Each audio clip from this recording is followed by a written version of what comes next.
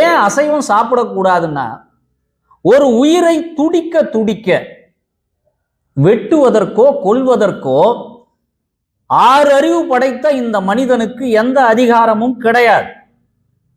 நீ எப்படி இறைவனால் படைக்கப்பட்டு இருக்கிறாயோ அப்படித்தான் அந்த உயிரும் இறைவனால் படைக்கப்பட்டு இருக்கிறது. அதற்கு ஆதரவு காட்டி கருணை செய்ய வேண்டுமே ஒழிய அந்த உயிர்களை கொன்று உண்ணுதல் கூடாது என்பதை வாரியார் சுவாமிகள் தன்னுடைய பிரச்சாரங்களிலே மிக வலுவாக சொல்வார். அவருடைய பேச்சை கேட்டவர்கள் எத்தனையோ பேர் சைவர்களாக, முழு சைவர்களாக மாற்றிய பெருமை வாரியார் சுவாமிகளுக்கு உண்டு. அதற்கு ஒரு உதாரணமும் சொல்வார். நாம் ஏன் கீரை உணவு, சைவ உணவை உட்கொள்ள வேண்டும்? ஒரு கீரையை நீங்க பறிச்சீங்கன்னா அந்த இடத்திலே மீண்டும் கீரை உற்பத்தியாகும், உயிர் போய்விடாது. ஒரு மரத்திலிருந்து ஒரு கனியை பறிக்கிறோம், அந்த இடத்தில் மீண்டும் அடுத்த வருடம் இன்னொரு கனி உருவாகும்.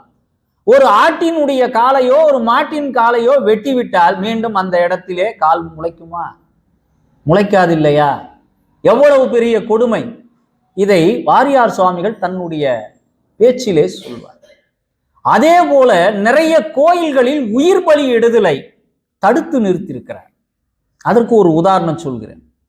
திருநெல்வேலியில பாளையங்கோட்டை என்ற இடத்துல 12 ஆண்டுகளுக்கு ஒரு முறை ஆயிரத்தம்மன் ஒரு கோயில் பாளையங்கோட்டையில. அந்த 12 ஆண்டுகளுக்கு ஒரு முறை என்ன பண்ணுவாங்கன்னா, அந்த கோயில்ல எரும கடாவை பலி கொடுப்பாங்க. இது காலங்காலமாக நடந்து கொண்டிருக்கக்கூடிய ஒரு வழக்கம். 12 வருஷத்துக்கு ஒரு முறை தான் திருவிழா நடக்கும். அதை கோயிலினுடைய முகப்பில வைத்து அந்த எரும கடாவை ஒரே வெட்டில வெட்டணும். இதுக்காகவே ஒருத்தனுக்கு பயிற்சி கொடுத்து வச்சிருக்கிறாங்க. இந்த தகவல் வாரியார் சுவாமிகளுக்கு வருகிறது. இது நடந்தது நம் நாட்டை நம்முடைய பிரிட்டிஷ்கார் ஆண்டு கொண்டிருந்த காலம் அது. இவருடைய சொற்பொழிவிற்கு அந்த திருநெல்வேலி மாவட்டத்தினுடைய மாவட்ட ஆட்சித்தலைவரினுடைய மனைவி தொடர்ச்சியாக இவருடைய சொற்பொழிவுக்கு வந்து கேட்பார்கள். அந்த கேட்டதின் விளைவாக அவர்களே சைவமாக மாறிவிட்டார்கள். அப்படி சைவமான அந்த பெண்மணி தன்னுடைய கணவரிடம் போய், இந்த மாதிரி உங்களுடைய ஆளுகைக்கு உட்பட்ட அந்த பாளையங்கோட்டையிலே இருக்கக்கூடிய ஆயிரத்தம்மன் கோவிலிலே எருமை கடாவை பலி கொடுக்கிறார்கள், அதை தடுத்து நிறுத்த வேண்டும் என்று வாரியார் விரும்புகிறார், இதை நீங்க செய்யணும் அப்படின்னு சொல்லும்போது மாவட்ட ஆட்சித்தலைவர் என்ன சொல்றார்? ஒரு சமயத்தினுடைய நம்பிக்கையில் ஆட்சி அதிகாரம் என்பது தலையிடாது.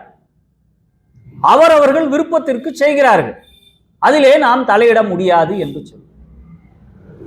இல்லை, வாரியார் சுவாமிகளினுடைய அந்த சொற்பொழிவின் மூலமாக நான் கேட்டறிந்த செய்திகள் மூலமாக ஒரு எருமை கடாவை பலி கொடுப்பது என்பது சமய நெறிக்கும் மீறிய ஒரு செயல். எந்த ஒரு கடவுளும் தனக்கு உயிர் பலி கொடு என்று எந்த கடவுளும் கேட்கவில்லை. ஆனால் காலங்காலமாக வழிமுறையாக இவர்கள் செய்து கொண்டு வருகிறார்கள். அதை இந்த முறை நாம் தடுத்து நிறுத்த வேண்டும். அப்ப காவல்துறை அதிகாரியும், அதாவது எஸ்பின்னு சொல்ற காவல்துறை அதிகாரியும் மாவட்ட ஆட்சித்தலைவரும் உட்கார்ந்து பேசுறாங்க. என்ன பண்ணலாம், தடுத்து நிறுத்தத்துக்கு என்ன செய்யலாம்னும் போது அவங்க ஒரு முடிவு பண்றாங்க. ஒரு 3 கிலோமீட்டர் தொலைவிலையும் 144 போடுறாங்க பாருங்க, அந்த மாதிரி அந்த விழா அன்னைக்கு 144 போட்டு இந்த பலியிடுதலை தடுத்து நிறுத்தணும்னு முடிவு பண்றாங்க. இந்த தகவல் அந்த பலியிடுவதற்குரிய ஒரு கமிட்டி இருக்கு பாருங்க, அந்த கமிட்டி என்ன பண்றாங்க, காலங்காலமாக நாங்கள் செய்து வருகின்ற ஒரு சடங்கினை இந்த வெள்ளைக்காரர் அதிகாரியை வந்து அதை தடுத்து நிறுத்துறாரு, அவருக்கு என்ன உரிமை இருக்கிறது? அதனால் நாம் இந்த முறை எருமை கடாவை மட்டும் வெட்ட போவதில்லை, இதற்கெல்லாம் மூல காரணமாக இருக்கின்ற வாரியாரையும் சேர்த்து வெட்டுவோம் என்று முடிவெடுத்துட்டாங்க. இதை வாரியார் சுவாமி தன்னுடைய வாழ்க்கை வரலாற்றில் எழுதி வச்சுக்கிறார். என்னையும் வெட்டுவதற்கு தயாராக இருந்தார்கள்.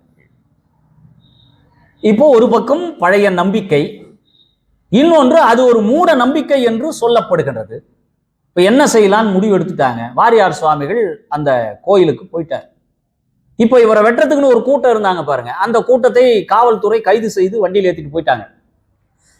இப்போ வாரியார் என்ன பண்ணாரு, அந்த எரும மாட்டை ஊர் வீதி வழியா கூட்டுட்டு வரார். வெட்டப்பட வேண்டிய அந்த எருமை மாடு வீதி வழியா வருது. பின்னால திருப்புகழ் கோஷ்டி திருப்புகளை பாடிக்கொண்டு அந்த எரும மாட்டுக்கு பின்னாலே போய்கிட்டு வராங்க அந்த ஊர் முழுக்க. அப்படி அன்றைக்கு அந்த உயிர் பலியிடுதலை வாரியார் சுவாமிகள் தடுத்து நிறுத்தினார். இன்றைக்கு வரையிலும் அங்கே உயிர் பலி இல்லை. இதற்குரிய பெருமை முழுக்க யாரை சாரும் என்றால் நம்முடைய வாரியார் சுவாமிகளை சாரும்.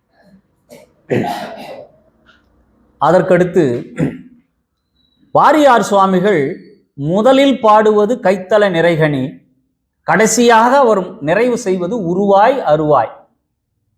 இந்த பாடலை பாடிதான் எந்த நிகழ்ச்சியானாலும் முடிப்பார். காரணம், அந்த பாடல் கணபதிக்குரிய முதல் பாடல், இது அருணகிரிநாதர் பாடிய கடைசி பாடல். அதனால் இந்த 2 பாடல்களை வைத்துத்தான் வாரியார் சுவாமிகளுடைய எல்லா நிகழ்ச்சிகளும் நடக்கும். வாரியார் சுவாமிகள் கடைசியாக ஆற்றிய உரை எங்கன்னு யாருக்காவது தெரியுங்களா? அவர் லண்டன் போறதுக்கு முன்னால அவர் ஆற்றிய உரை எங்கன்னா திருவானைக்கால். நீரினுடைய தலமாக இருக்கக்கூடிய அந்த திருவானைக்கால் தான் அவர் கடைசியாக உரையாற்றுகிறார். அந்த தலத்திற்கு என்ன பெருமை என்றால், அந்த ஊரிலேதான் வைணவனாக இருந்த காளமேகம் சைவனாக மாறியது. அங்கே இருக்கக்கூடிய அகிலாண்டேஸ்வரி தான் அந்த காளமேகம் ஒரு சமையல்காரன். அந்த சமையல்காரனுக்கு தமிழை அள்ளி அள்ளி கொடுத்தாள். அந்த அள்ளி கொடுத்ததின் பொருட்டு அவன் மிகப்பெரிய புலவனாக மாறினான். இம்மென்று முன்னே 1000 பாடல்களை பாடக்கூடிய ஒரு பேராற்றல். அப்படிப்பட்ட இடத்தில்தான் வாரியார் சுவாமிகள் கடைசியாக அந்த அகிலாண்டேஸ்வரியை தரிசனம் செய்துவிட்டு செல்கிறார். 17ஆம் தேதி, அந்த 17ஆம் தேதி இங்கிருந்து அவர் போறார். 18ஆம் தேதி என்ன பண்றாருன்னா, அவர் ஒவ்வொரு நாளும் தன்னுடைய குறிப்பேட்டிலே வரவு செலவு கணக்குகளை எழுதுவது வழக்கம். உறங்குவதற்கு முன்னால் அன்றைய வரவு என்ன, செலவு என்ன என்று எழுதக்கூடியவர் வாரியார் சுவாமி. 17ஆம் தேதி நிகழ்ச்சி முடிக்கிறார். 18ஆம் தேதி சென்னையில் இருக்கிறார். வரவு செலவு கணக்கு எழுதுகிறார். அவர் எப்பொழுது வரவு செலவு கணக்கு எழுதினாலும் வரவு இருக்கும், செலவு கொஞ்சம் குறைந்திருக்கும், கையிலே பணம் இருக்கும். இறைவன் அவருக்கு உணர்த்தி இருக்கிறார். அன்றைக்கு வரவு செலவு கணக்கு எழுதுகிறார். வரவும் செலவும் சமமாக முடிந்து விடுகிறது. ஆக வாரியாருக்கு உணர்த்தி விட்டான் இறைவன், இனிமேல் இந்த பூமியிலே உனக்கு எந்த வரவு செலவு கணக்கும் கிடையாது. கடைசியாக அவர் லண்டன் பயணத்திற்கு செல்கின்ற பொழுது 50 ரூபாய் மிச்சம் இருந்திருக்கிறது. அந்த 50 ரூபாய் கூட இவர் கார்ல ஏற போறதுக்கு முன்னால ஒருத்தன் வந்து, ஐயா பணம் இருந்தா கொடுங்கன்னு கேட்கிறான். அந்த 50 ரூபாயும் இங்கே கொடுத்து விடுகிறார். இப்போ அவரிடம் இவ்வளவு சொற்பொழிவாற்றி இவ்வளவு பணத்தை சம்பாதித்த அவருக்கு அந்த 18ஆம் தேதி ஒன்றும் இல்லை. அப்பொழுது வாரியார் நினைத்தாராம், காதற்ற ஊசியும் வாராதுகான் கடைவழிக்கே என்று பட்டினத்தார் எப்படி எல்லா சொத்துக்களையும் அந்த காவிரி பூம்பட்டினத்திலே விட்டுவிட்டு வந்தாரோ, அப்படி பட்டினத்தாருக்கு இறைவன் உரைத்தது போல இங்க வாரியாருக்கும் இறைவன் உணர்த்தி விட்டான். நீ பூமிக்கு வந்ததனுடைய நோக்கம் நிறைவேறிவிட்டது. உனக்கு இனிமேல் இந்த பூமிக்கு எந்த கணக்கு வழக்கும் கிடையாது. ஆக வாரியார் சுவாமிகள் முத்தி பெற போகிறார்கள் என்பதை முன்கூட்டியே இறைவன் அறிவித்தார். இங்கிருந்து லண்டன் போயிட்டார். லண்டன் போன உடனே அங்கிருந்தே இவருக்கு சளி தொந்தரவு அதிகமாகி, காய்ச்சல் அதிகமாகி, அங்கிருந்து அவர் மறுபடியும், அப்போ இங்கிருந்து போறதுக்கு முன்னாலே நிறைய நண்பர்களுக்கு கடிதம் எழுதியிருக்கார். ஒரு 25 பேருக்கு நண்பர்கள் நெருங்கிய வட்டாரத்துக்கு எழுதியிருக்கார். நான் ஒரு 20-25 நாள் இங்கு இருக்க மாட்டேன், நான் மேலை நாடு செல்கிறேன், அதனால நான் இங்க இல்லைன்னு வருத்தப்படாதீங்க, நான் இங்க இல்லை, சொற்பொழிவுக்காக போறேன். அவர் எழுதிய அந்த ஒரு வார்த்தை மேலை நாடுக்கு செல்கிறேன் என்று எழுதியது என்ன பொருள்னா, இனி நான் உயிரோடு இந்த மண் உலகில் வரமாட்டேன், நான் சிவபெருமான் இருக்கக்கூடிய அந்த மேலை நாட்டுக்கு செல்ல போகிறேன் என்பதை குறிப்பால் உணர்த்தி விட்டார். அந்த கடிதத்தில் அவர் எழுதியிருக்கார். போனாரு, மீண்டும் திரும்பி வருகிறார், திருப்பதியை தாண்டி வருகிறார். திருப்பதி வருகின்ற பொழுது அவருடைய உதவியாளராக இருந்தவர் சாத்தூர் ராமச்சந்திரன் பேர். எப்பொழுதுமே வாரியாருக்கு உதவியாளராக இருந்தவர். அவர்கிட்ட கேட்கிறார், திருத்தணி வந்தாச்சான்னு கேட்கிறார். இன்னும் கொஞ்ச நேரத்துல திருத்தணி வந்துடுங்க ஐயான்னு ஒரு படுத்தார். படுத்தவர் அப்படியே முருகப்பெருமானுடைய மயிலோடு விண்ணுலகு சென்று விட்டார். இந்த மண்ணுலகிற்கு வந்தது உயிர் அல்ல, அது எல்லாருக்கும் கிடைக்கின்ற பேரு கிடையாது.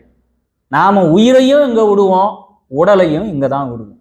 ஆனால் மகா ஞானிகளுக்கு மாத்திரம்தான் உயிரை விண்ணுலகிலிருந்தே இறைவன் எந்த வழியும் தெரியாமல், யாருக்கும் தெரியாமல் அங்கிருந்தே அழைத்து கொண்டு சென்று விடுகிறார். இப்படியாக ஒரு 87 ஆண்டு காலம் தமிழுக்காகவும் சைவத்திற்காகவும் தன்னுடைய வாழ்நாளை முழுமையாக அர்ப்பணித்து கொண்டவர் வாரியார் சுவாமி அவர்கள். அருணகிரிநாதரை தன்னுடைய குருவாக ஏற்றுக்கொண்டு திருப்புகழ் அமிர்தம் என்ற ஒரு பத்திரிகையை 37 ஆண்டு காலம் தொடர்ச்சியாக நடத்தினார்.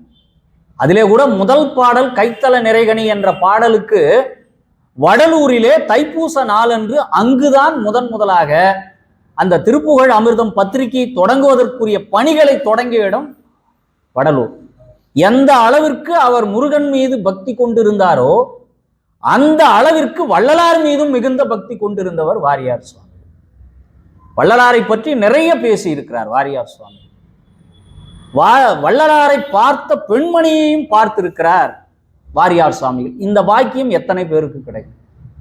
சிறு வயது பெண்ணாக இருந்தவர் வள்ளலாரை பார்த்த அந்த பெண் மூதாட்டி ஆன பிறகு அங்கே திருப்பணி செய்வதற்கு சென்ற பொழுது அந்த பெண்மணியை சந்தித்து வள்ளலார் எப்படி இருந்தார் என்பதை கிருபானந்த வாரியார் அவர்கள் கேட்டு தெரிந்து கொண்டிருக்கிறார். அப்படிப்பட்ட இந்த மகான்கள் 100 ஆண்டுகளுக்கு ஒரு முறைதான் இந்த மண்ணுலகிற்கு வருவார்கள். மறைந்தும் மறையா புகழை பெற்றவர் நம்முடைய வாரியார் சுவாமி அவர்கள். அந்த வாரியார் சுவாமி அவர்கள் முதலாக திருப்பணி செய்தது அந்த வயலூர். இப்படி வள்ளிமலைக்கும் நிறைய திருப்பணிகள் செய்திருக்கிறார். உள்ள போனீங்கன்னாவே அந்த குளத்துக்கு பக்கத்துல வாரியாருடைய சிலை இருக்கும். இப்படி காணுகின்ற கோயில்கள் எல்லாம் வாரியாரினுடைய புகழை பரப்புகிறார். இந்த மண்ணுலகிலே எல்லோரும் மனிதர்களாக பிறக்கலாம். அந்த பிறந்து உண்டு சேர்த்து இறப்பதிலே என்ன பெருமை! நாம் வாரியார் போல் வாழ வேண்டும் என்று கூட கட்டாயப்படுத்தவில்லை. வாரியார் வாழ்ந்த வாழ்க்கையில் ஒரு நாளாவது, அவர் வாழ்ந்த வாழ்க்கையில் அவர் வாழ்ந்த ஒரு நாளாவது நாம் வாழ்வதற்கு முயற்சி செய்வோம்.